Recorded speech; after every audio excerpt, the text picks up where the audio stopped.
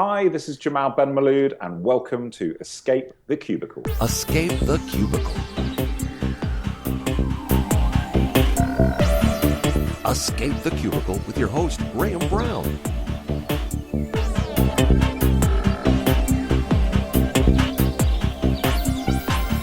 Okay, so today we are talking to Jamal Benmiloud, founder of Earn a Brand Innovation Consultancy. Jamal, how are you doing? Feeling good, thank you, Graham. Excellent. Jamal, I want to take the readers back on a little journey to when we first met. And you were heading up marketing for Monster Energy drinks back then, and you called me in to work with your team for a day. And at that time, I often held workshops with CMOs, VPs of marketing for global brands like Disney and MTV, etc. But what struck me as different when I met you and your team was this. I thought he was a guy that really thrived in a corporate environment. And I looked around and I saw happy faces, a creative team, a fun atmosphere. And even though you were sitting on, $4 billion of sales globally, you were operating kind of like a small startup. So when I found out a couple of years later that you were moving on and starting your own agency, I was surprised. Wow, this guy really wants to do things. So I want to kick off with my first question to you, Jamal. Why on earth would someone who had one of the best jobs in marketing in the world risk everything on a new adventure? Good question. I know I kind of reflect back and go, am I mad in kind of making this choice? But I think when I look back at my career, the kind of person that I just am, I was all about building, and prior to Monster, I was at Red Bull, and there we built a team, but essentially an internal agency. When I walked into Red Bull, it felt like an agency, but there were, a lot of the creativity was divested outside to other agencies. So the first thing I did was move some of those agencies aside and bring some of that back in-house. And at Monster, the opportunity was to start with a blank piece of paper, build a team from scratch, and build a marketing team and processes and a culture, from nothing. And so after 5 years of doing that at Monster and achieving, really good success, there was also a time, it was a point for me to move on and allow people to kind of take a step up and take that next step. So when I was looking for that next step personally, I could either go and be a CMO or go and run someone else's agency. But I felt like I wanted to build again and build my own culture and build my own team, my own processes around the things that I really valued, and ultimately take the model of marketing that we'd innovated at Red Bull and Monster and take it to multiple clients. And that was the intellectual challenge. That was the sort of entrepreneurial buzz that I had in me. And I just, even though I knew I could, it could fail, if I'd looked back and tried and failed, that was fine. But if I looked back in life and hadn't tried, then I felt like that would always really bug me. So it was, it wasn't even a choice. I just had to do it.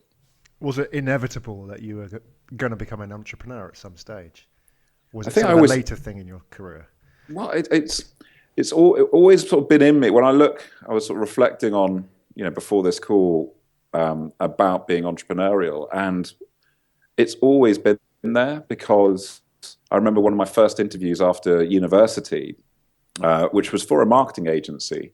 So I knew I wanted to get into marketing because I love people. I love how influencing people and kind of I guess sort of wowing people with your ideas. That was all part of what I wanted to do.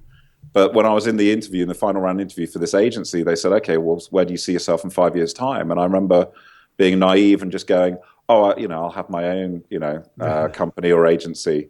And they just looked at me really Wrong perplexed. answer. Totally. And it's like, I look back and go, of course I shouldn't have said that. But that's just how I felt without thinking about it. And, that when I reflect back, my childhood, like my dad is from Algeria. He, if you look at that whole side of the family, they had to be entrepreneurial. There were no jobs. They had to leave the country to create their own lives for their new families.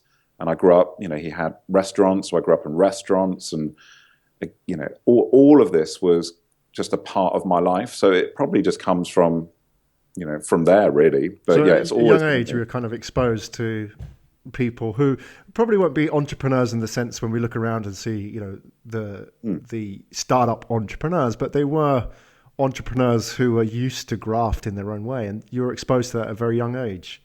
Yeah, I mean, my dad would be working, the kind of hours that you'd expect from someone who had his own business. But what I learned from being around him and being in the restaurants is it was all about, your staff and, making sure that they were happy and that they really loved, the brand, which was the business, the service that they gave, the loyalty that you have to create with customers to get them to come back, the product, the service, all those kind of things were the things that Dad would obsess about, and I would be open to. And even though my mum wasn't an entrepreneur, she worked as a cashier in a bank for all her life.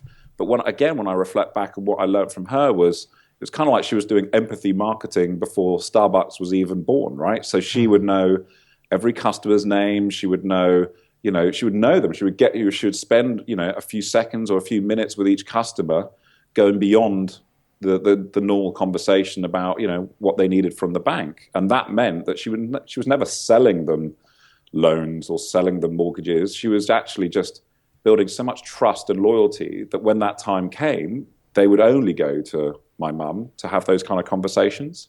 So all of these things, I was learning from my folks, and then just, I had that in me. And I remember as a kid at school, there was a program called the Young Enterprise Scheme. And that was to give, I think 16-year-olds across the UK the opportunity to run their own businesses. And you would get £20 investment to start a small business. And I remember that I took that £20 and I turned it into more money than anyone else did on that scheme in the UK by organizing local rock gigs. And it was just the opportunity to go and do these events. And so obviously experiences and putting on events and doing things that people love has always been a part of what I've wanted to do. How much money did you make? I made thousands. Well, from 20 quid, you made thousands. Yeah, because because it was, if you think about it, you only have to charge people, £3 or £4 to go to a gig. I managed to get the venues for free because I used schools. The bands were free because they were from the schools, but they never had the platform, the opportunity to have a gig because they were too young to go to bars and clubs. Right, of course. But so all I did was essentially come up with the idea to create a platform for these, kids who are in bands to play to their friends. But every student wanted to go because it was such a unique experience to go to a sort of battle of the bands at that sort of 14, 15-year-old age in a sort of safe environment. So it worked at my school, and then we did it at multiple schools and made quite a lot of money that, we didn't, we had to just kind of give back, I guess. But you had to give the money back. You couldn't take the profits out yourself. I don't think we could take the profit. The point was, it was a charity to, to enable kids to kind of find out about business. So, right. But it must have given you the confidence that you could make money. Yeah, I guess. And I mean, the thing about making money is it's always been there. Even as a younger kid, I remember going on a school trip and having one of these little Game Boy type things, but before Game Boy was invented. And it was with a different school, but the kids that I didn't know, and they started asking me to play it, and I remember charging them. I remember charging them like 50p or whatever for like 10 minutes, which I thought at that time was perfectly normal. When the teachers found out I did it, I got a detention. But it's there's something in me obviously that wanted to turn an experience. Isn't it interesting that the teachers gave you a detention for that? Yeah. And then they spend all this money on trying to encourage kids to start their businesses, but they can just start at that young age by, rather than give you a detention, they should make a case study out of you. Look at what young Jamal did. Yeah. Then I had to sit at the front of the coach for the rest of the trip. That was it. Exactly. Let's fast forward to that day one when you were starting out on your own. You've had a very successful career in marketing from some of the biggest names, biggest brands in the world, and then there was just you, day one. And all these ideas that you've talked about, it's all very well, but when it's just you on your own day one and you're starting with a blank sheet of paper, that must have been an interesting experience. Tell us what was going through your mind and how that felt day one when you realized you'd actually left. Well, the truth of it is there's probably two stages to this. The first stage of when I was leaving, I remember actually that my team sort of surprised me by speaking to my wife about sort of taking me out for a dinner. So I hadn't had a sort of leaving, drinks or anything like that, because I just wanted to sort of leave through the side door and exit, very quietly. But my team sort of decided to sort of surprise me by taking me out for dinner. And I can remember just being so overwhelmed by the thought that I was leaving. It was such an intense time. It wasn't that I was having any fear. It was just the enormity of, it just hit me that I was now on this new road where I absolutely had no real experience, but had a dream of building a business. And the reasons for it were that I wanted to not escape the corporate life, but I wanted to have more time with my family. I wanted to be more in control. I had a great boss. I've always, been really fortunate with my bosses, but I wanted to be my own boss, to be able to be in charge of, more decisions in my life, because having a young family, there's enough going on there to compete with also what's going on at work. Mm. So I think it was a big a big sort of weight that suddenly sort of hit my shoulders. But then after a few days, once I'd started to actually talk about being, the founder of Earn, actually go and have some meetings, it was exhilarating. It was so exciting. I felt free. The whole world was, was an opportunity. I was creative. I was in those early years of starting each job, and it was just so exciting. It was so exciting. So, did you miss though the benefits of the big corporate life? Because all those advantages that you talk about are great, but I think what people find hard when they start out doing their own thing is that the corporate life provides in a number of ways, which you can't really do when you work for yourself. I mean, you worked for Monster and Red Bull. You must have gone to some great events. You must have, rubbed shoulders with some celebrities. How did it feel when you're sort of out there naked on your own? Well, definitely there's, the elements to give up. At Red Bull and Monster, like you say, I was very fortunate to attend some amazing events with amazing people, whether it be Formula One or some of the festivals that we would do, or, some of the events that we would create ourselves. And that was, with the Red Bull Air Race and everything like that, was incredibly rewarding, exciting times.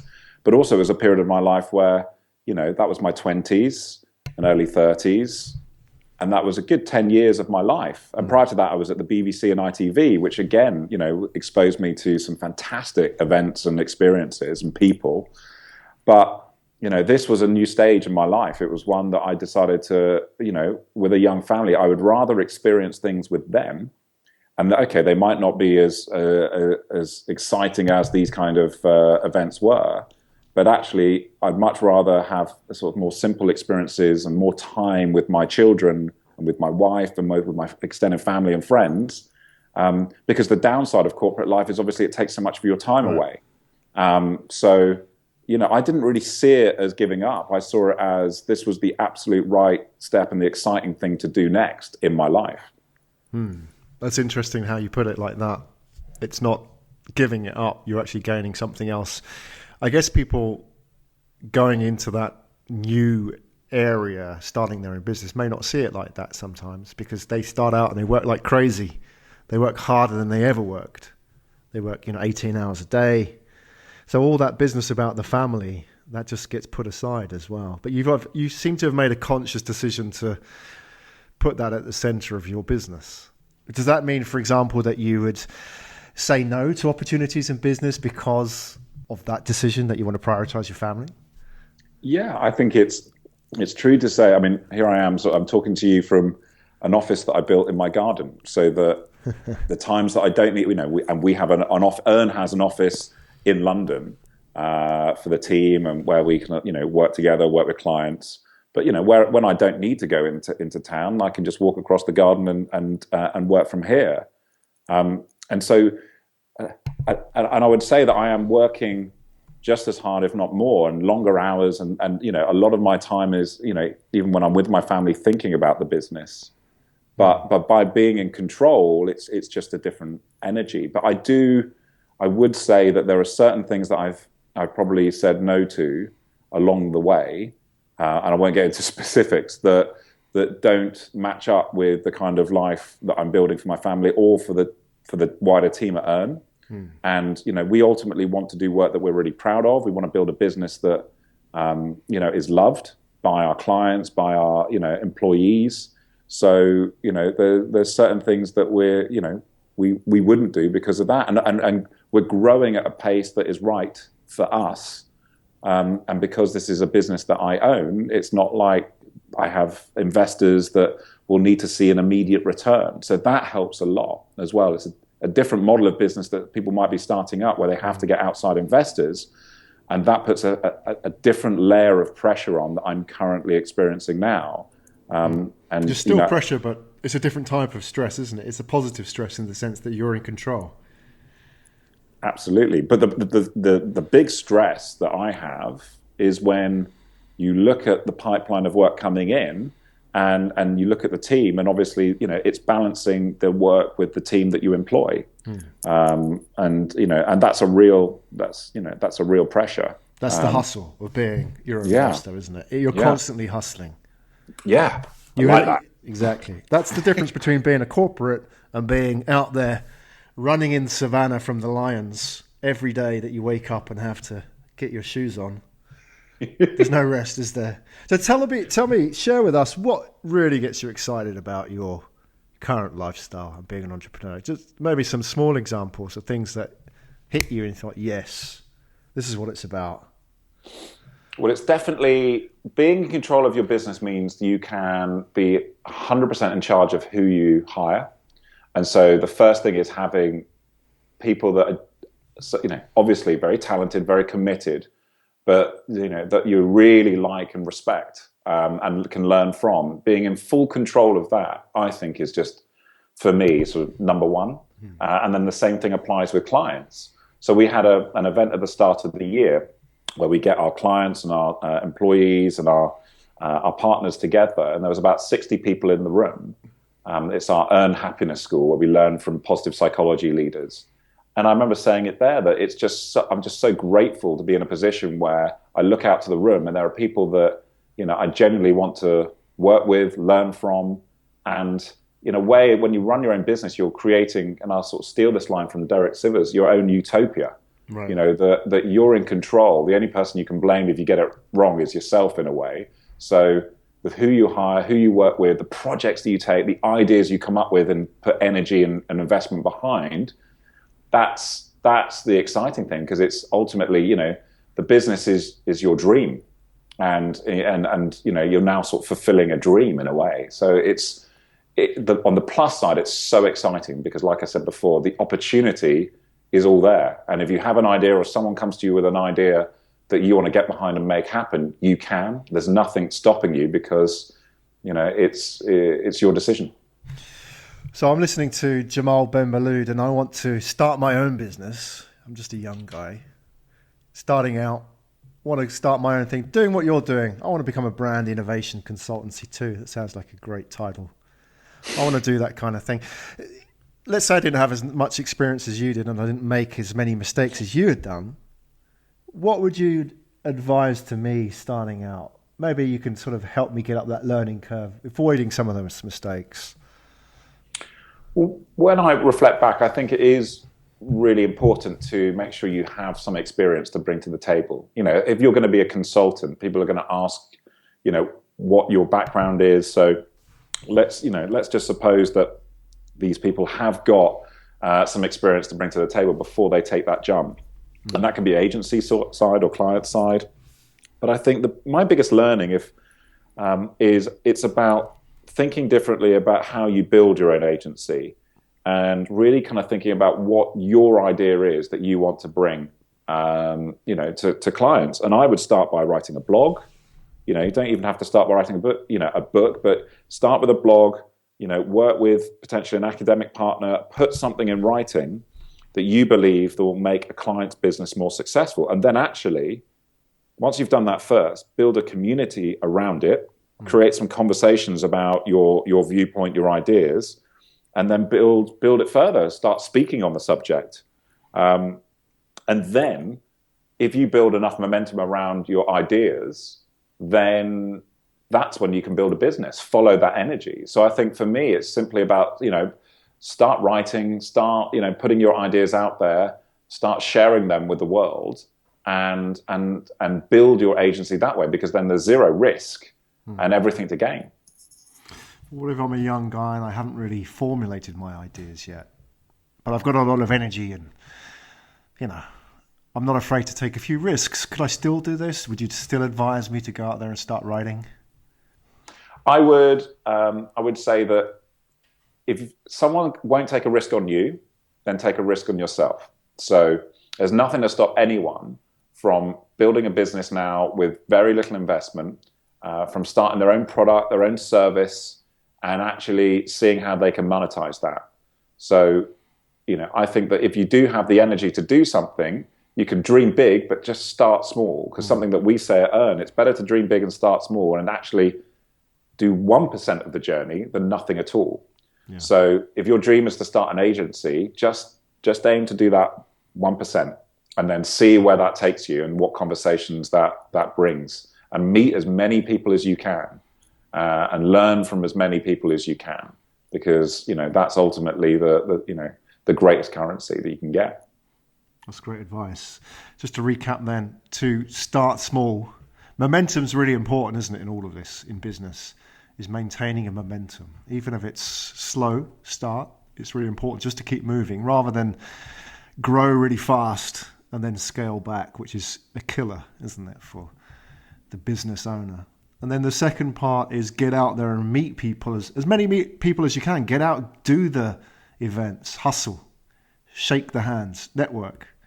I think that's so important, isn't it, as well? Because often, I don't know how you feel about this, what I found, Jamal, is that when I went out and talked to people about my business, just telling people about my business and hearing their response to it helped me shape my business as well, because I could see it through other people's eyes and hear what they said about it. Have you found that useful? Absolutely. And that is part of I think whatever business you do, you know, getting out and meeting people is kind of the number one priority, you know, and that's why we sort of changed our model in a way as a business, so that, you know, we are much more free to spend more time with our clients and really getting from them what they need, but also feedback on our business. That's a really important aspect of running a business, is getting feedback, because, you know, you can have all these ideas, but it's right there in front of you if you can get people to tell you what you need to improve. People, passion, adventure. Learn how to escape the cubicle at www.escapethecubicle.co.